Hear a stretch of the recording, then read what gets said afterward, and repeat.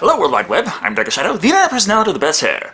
And over the years I've done this, I've complained countless times that I just can't find the movies that fit the themes that I want to do in the genres that I personally like to review. But after Area 407, I think we can all agree that I just wasn't looking hard enough. As this is the last review of the year, and Area 407 just so happens to take place on New Year's Eve into New Year's Day. It's a horror movie with teasings of science fiction, and some fucking how it actually fits in with Dinocember themes as well. In fact, about the only negative thing I have to say about this choice is that it's a goddamn motherfucking found footage film.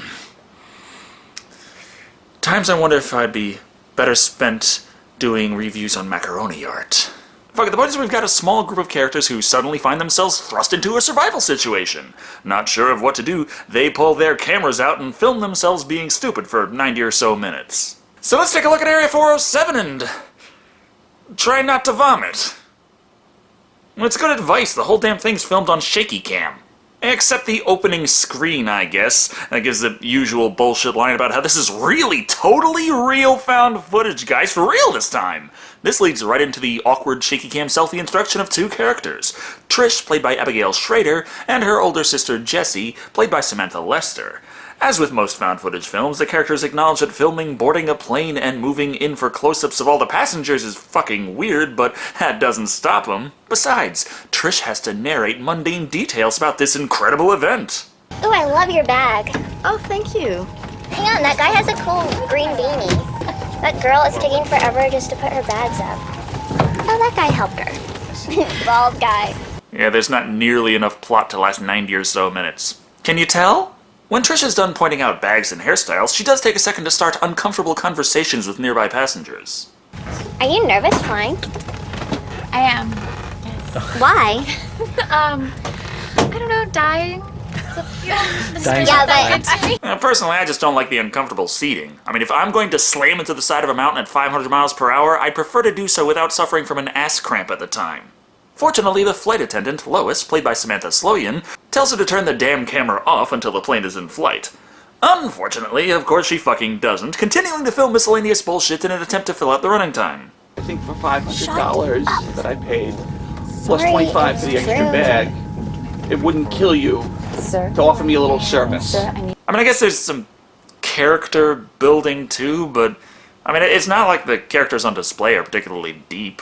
Charlie, played by Brendan Patrick Connor, berates the woman for a drink before takeoff. Can you guess if we're supposed to like him or not? She also points out a bunch of other motherfuckers, but, and hell, I'm having a hard time figuring out who half of them are, so let's get into the important stuff. yes, take off. My favorite part. Finally. It's just like a roller coaster. I love it, just hates it. A little nervous there? Yeah.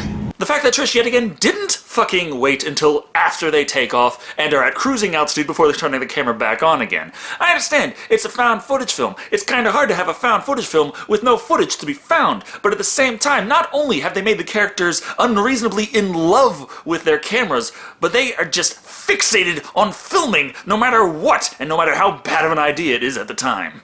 Well, New York was a blast, but now it's time to head home and start doing homework again. Hey, Rob, this story's got kids in it, so, what do kids do? Yeah, homework, fuck it. I can't say anything else outside. I'm very sorry. That's because you need more light. What? You mean to tell me that lights help with seeing? What black magic is this? This would be the photojournalist who just so happened to be seated right behind them, Jimmy, played by James Lyons. Turns out he knows all about fancy schmancy LEDs. And the Lord said, let there be light. Oh, wow, that's so bright. It's not that bright. I assume it's capable of being very damn bright. I mean, look at this. It's like the same kind of deal. It's like a quarter the size. Look at what this looks like on camera. Pretty fucking bright. He goes on to explain that he's been to hell and back in every war zone in the modern world, photographing explosions and death. But now he wants to kick back and relax, maybe report on something a lot less intense, like traffic. You could do it on, like, road rage. I could do it on road rage. Why not? Why not? That'd be cool. Yeah. Oh, that's good. That's, Is that a shot against me or something, Trish? Yeah? Fun fact, practically every single line of dialogue in this movie is ad-libbed. Though it is a bit obvious when the characters just suddenly stop and have these awkward pauses as the actors desperately try to remember the direction the conversation was supposed to be going in. Speaking of awkwardly forcing situations into a predefined direction... Sorry, we've been kind of ignoring you, ma'am. It's alright. There's this whole other character sitting there the whole time they were just fucking ignoring. I mean, except when they boarded the plane, you kind of did get a glance at her there, but Trish still feels the need to apologize for not shoving the camera right in her face. This would be Laura Hawkins, played by Melanie Lyons. Not sure if she's related to James in some way, as neither of them are big enough stars for anyone to have filled out a biography quite that detailed on them yet. But before we can get any kind of major details about the characters she's playing, the conversation is interrupted because, hey, it's New Year's Eve, and despite the jet going from New York to LA and crossing time zone after time zone, it's still only going about half as fast as the Earth rotates, and I guess someone crunched the numbers ahead of time so they'd know at which point in mid-flight to do the big countdown. 5, 4, 3, 2, 1.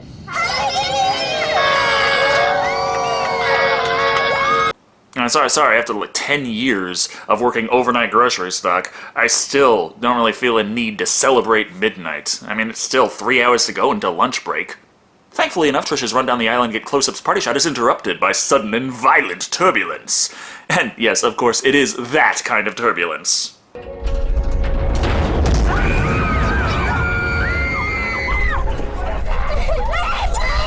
You know, even though modern jets are designed to withstand ridiculous amounts of turbulence, I honestly kind of still already want to see these people die. So with screaming, shaky cam, and more shaky cam, the plane goes down. But what's this? It seems there are survivors. First and foremost, the camera that turned itself back on. You gotta get off the plane! No! Get off! We gotta get off the plane! We gotta get off the plane! Get off! Everybody, okay, can you help me? Can you just help me get her off? And then the reason you have to get off the plane? I don't know, as soon as you land, it's nice to get off and just go to where you're trying to go, but at the same time, what exactly is the crisis situation? The plane already crashed, that one's over. Because they're supposed to get off the plane. I know it's an emergency and likely they should just to get their bearings, but they seriously rush away from the thing like it's gonna explode. But no, it's perfectly stable now. They just throw themselves in the spot where Trish has stage blood all over her arm and swears it won't stop bleeding. Come here. Sit down, honey. Sit down. Just sit down. It's okay. It's alright. It's okay. It's okay. Don't squeeze it, don't squeeze it! Hey, yeah, belts can cut circulation, but at the same time, if you just rip a shirt and tie it off and you can much more easily and precisely tighten it to exactly where you want to tighten it to and then tie it off, that kind of thing. It's possible to do. You're trying to cut off circulation so she doesn't bleed to death. You're not trying to shoot her up with heroin. Right? In all the confusion, Tom, played by Ken Garcia, realizes they're only standing by the ass end of the plane and his wife had just got up to use the bathroom near the front of the plane. Come back! Go. Let him go. We can't let him just go off by himself. How can we let him just leave? Because having over half the plane missing isn't a good enough reason when you hear screaming later to have any kind of connection to it. You need that random guy you saw like a couple times. Because that, emotional investment. At this point, they have fuck else to show us for a while, so Laura knows just what to do. Can we stop the camera, please? Can we just shut the camera down, please? Just shut the camera down! Shut it down! It kept filming during the crash and somehow magicked itself back on soon after, but oh dear God, we got some palm action here, better cut off. It's fine, the camera comes back on 30 minutes later and nobody cares. The important thing is that Charlie is already fed up with the bullshit this movie's trying to pull. If it's what you think, I'm really not interested in hearing it, okay? That's what I know, sir. Oh, okay. Because you knew that they were going to come 10 minutes ago, but Hey, buddy. I guess you don't know that. He handily points out bullshit before I even have a chance to. But still, this is Area 407, so somehow he manages to flub his ad-libs. Do not tell me to sit down anymore, okay? I didn't I'm tell going you to to sit stand. down. I suggested that you sit down. And I suggest you tell me to stop. You understand that? This is my ranting scene. You're supposed to tell me to shut the fuck up. How are we supposed to do this? I'm acting circles around you people. You give me nothing to work with here. As much as I like watching Charlie berate everyone around him for being stupid, there's something that requires our utmost attention. Hey, wake up, hey, look at me, Trisha, Come on, keep your eyes. stay awake, come on. Trish closes her eyes. for a second, and that makes everyone worry because she's clearly bleeding to death and the only cure for that is insomnia. Matter of fact, everyone's doing fucking horrendously, what with their head injuries and constant bleeding, despite the fact that the stage blood they're painted with never changes, but the point is, without proper medical care, they're surely doomed. Okay, found a med kit. Alright, this is gonna need some attention. Hold up! You mean to tell me you had a first aid kit on the plane this whole fucking time? Trish has been bleeding out for 40 minutes, assholes!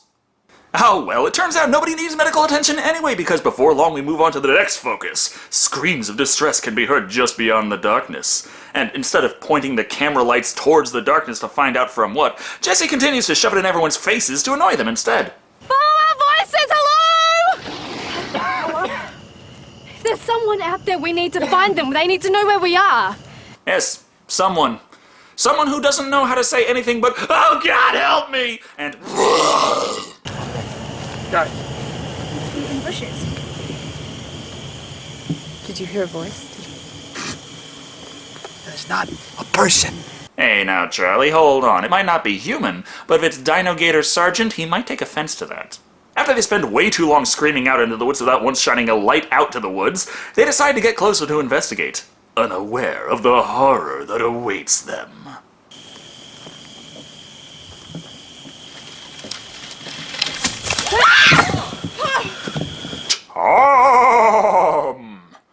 It's not even a close-up bullshit jump scare. He's actually a safe distance away and looking completely apathetic to the situation.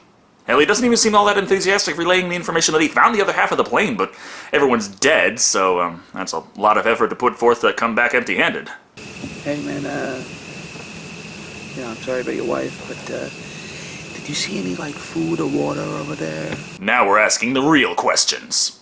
Of course, everyone hates Charlie for daring to remember that people need to eat in order to survive, but this confrontation is soon quelled when Lois reminds the survivors that they need to eat in order to survive, so she makes the daring plan to walk 10 feet behind them, get back on the plane, and find some food. Jimmy also takes this opportunity to board the wreckage in search of his camera. As luck would have it, much like Jesse's camera, this one also has no problems whatsoever surviving a crash. Please work, please work. Look at that, look at that, look at that, Oh my god, look the at that! light works! Probably because it's the exact same fucking camera. How in the hell were Jesse and Trish so intrigued and amazed at Jimmy's fucking camera and light setup when it's not only similar to the ones they have, but the exact same fucking model? Never mind any of that. Important thing is Tom forgot to mention another detail. There was a road nearby, so not stranded in the middle of uninhabited desert, but whatevs. No reason to act on that just yet. After all, it's snack time. Here we go. Yeah, anybody have one? You have some? Movie, I understand hiding cuts with pseudo-magnetic interference. It works out pretty well, except for the fact that you've already shown us that those are digital cameras. Magnetism doesn't do anything to them. And digital corruption looks much different. The point is Lori is attacked by an unseen creature. Don't expect anyone to know what it is, considering they still don't know what they're doing. Get back! Stay back! You need my light! You need my light! Alright, stay behind me! Stay back! Oh yeah, it also turns out that Laura's the air marshal. Oh, you can tell from her professional attitude, having that gun the whole time and yet somehow managing not to shoot every motherfucker that somehow survived the crash. Which would not include Lois anymore. Or would. Hell, the characters can't decide if she's alive or not at this point anyway. Oh my god! No, she's still alive! We gotta stop. We gotta stop! What did you do to you? Let's, Stop! She's gone. Though I do love the look of fear in her eyes. I can't decide if it's dread at the oncoming death she's about to experience, or the kind of horror you have when you're awake for open heart surgery being performed by the Three Stooges. So even though she's still breathing, looking better than several of them at this point, fuck it, they've done all they can do, she's dead. She's still breathing.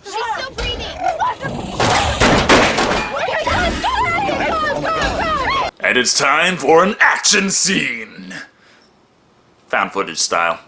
So don't show what the fuck they're running from, or even use the lights to figure out where the hell they're running to. Just have the cameraman weave around everyone and blind them by shoving the light in their faces as they flee for their lives. As luck would have it, there just so happens to be an old dark house nearby that they can escape into.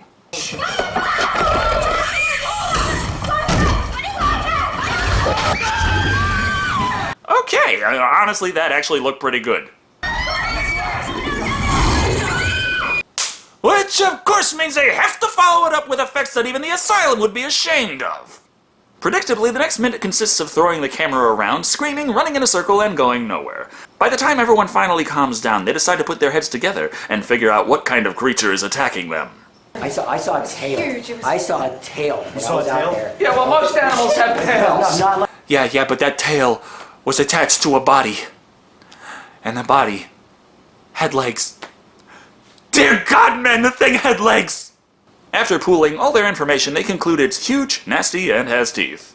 Okay, well, it's huge and it's nasty and it has teeth. Boy, that helps. It's not just me, right? Clearly Charlie's the most enjoyable character out of the whole bunch to watch. And at this point, he's the only one I'm actually rooting for to survive. Even though I know he's the asshole, so they fitted him for his toe tag before he even boarded the plane. Anybody else notice that it's not eating anything, it's just killing? Who cares? Most animals. Would you rather it ate you after it killed you? You know what? Now, my only complaint for the man is he's stealing my thunder. He's making my own commentary on these events superfluous. Unfortunately, Charlie's health is fading, and he needs medical attention fast. Does anybody have an aspirin? Is there an aspirin? Where are we gonna get an aspirin? Why don't you go down to the corner market and get Listen, it's not because I have a headache. I had a heart attack last year, all right? Hey, Tom, remember that big fucking first aid kit that Lois drug out of the plane?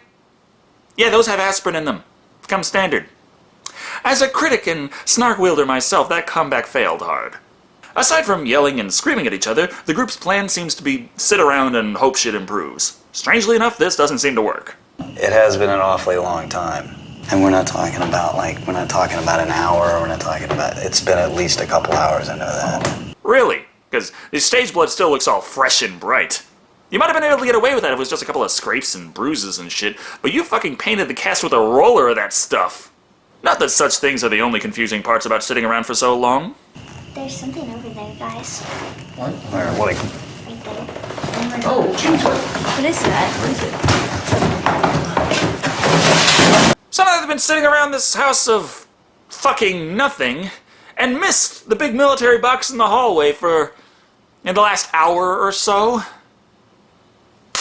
Knowing they're in a found footage film, the can contains a pair of working flashlights and a walkie-talkie. While no one responds, they suddenly have a car pull up outside the house. Stay where you are. We're plane crash survivors! We need your help, please! How many of you are there?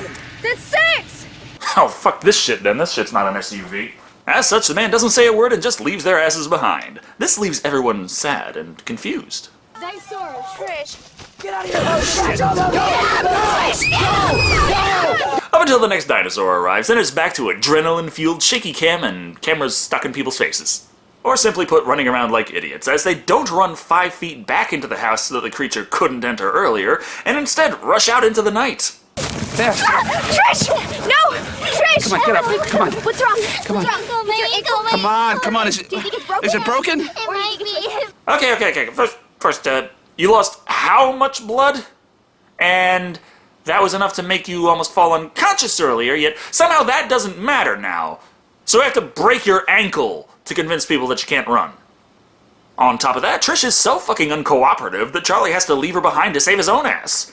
Yeah, I'm sure it's trying to paint him as the bad guy again, but seriously, fuck this bitch. Besides, when she does get up for her sister, Charlie teleports right back there to help her run anyway. Point is, they find a road, and following it, the 5 remaining survivors reach yet more cheap houses to film in. It's Joe. Alright, guys, just stay back, huh? Good strong door.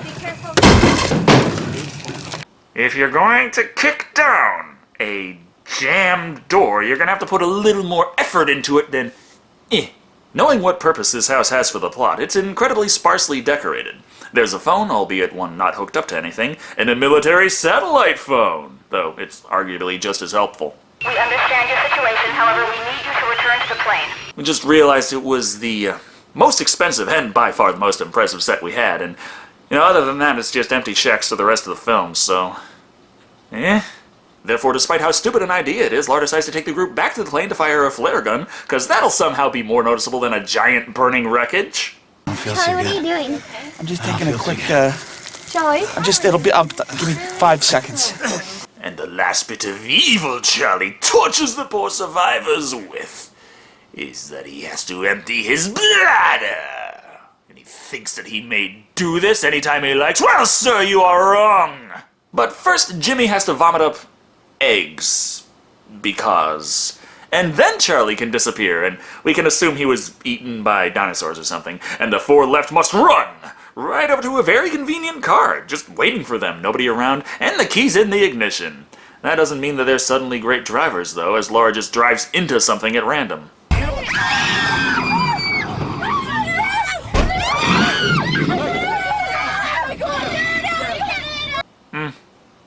Yeah, I know they say less is more, but the only character I cared about is already dead. I'm just waiting to see what's going to happen to the rest of them. After the raptor stops attacking them, they decide to stop where they are for no apparent reason. Talking like driving away isn't an option, Jimmy decides to sacrifice himself to save the group. Which doesn't work because Laura rushes after him like an idiot, leaving Jesse to drive the car, and hilarity ensues. I see Jimmy! Oh, where's Laura? Where's Laura? I hit Laura! Maybe it's because I'm a psychopath, maybe it's because I had to sit through a found footage film starring these assholes, but whatever it is, the rest of the film just kind of feels like a comedy to me. Like Jimmy finding the flare gun and signaling for help. Yes, we're gonna be saved, Jesse! There's something behind you! Look out, Jimmy! The sound effects are there to kill you! Thus they leave him to be digested and crash the car. Somehow two fanatical screaming girls manage to easily evade the remaining dinosaurs as they leave, and go forth onto the oh-so-unpredictable ending. The ending that a sign they pass by points out exactly how it's gonna fucking go down. I'm glad I found you girls. That guy just fucking shoots Jesse right in the fucking face. Jesus! But you know, Trish is like 15. That makes her a child. She's a little girl. They always survive these kinds of movies.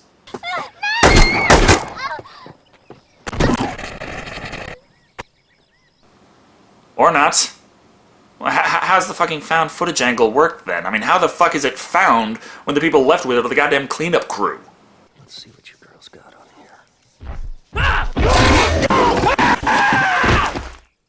The dinosaurs brought the footage to the public. They wanted to set the record straight that they have a very bad reputation simply because of poor representation by the media, and that they spend a lot of time killing assholes. Anyway, that was Area 407.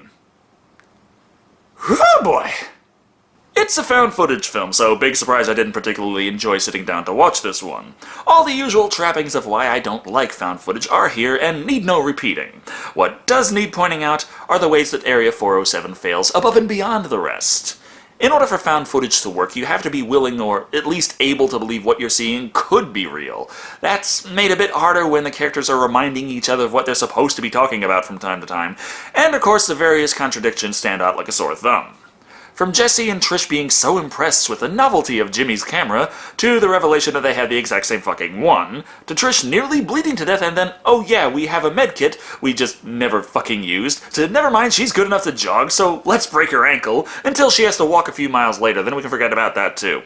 It's an incoherent, frustrating mess, but there are a few good points. Some performances have a little heart to them, and a couple special effects look nice. Still, in this desert of boredom and bad ideas, it doesn't do anything to bring the film up any higher than 1 bullet to the face out of 5. I guess it did kind of have a nice twist ending too. Except for the fact that the DVD said it had a nice twist ending, so, I mean, I kind of saw it coming. Anyway, thank you all for watching. I've been Dr. Shado, and remember, dinosaurs can be productive members of society. Who else is going to eat all the lawyers?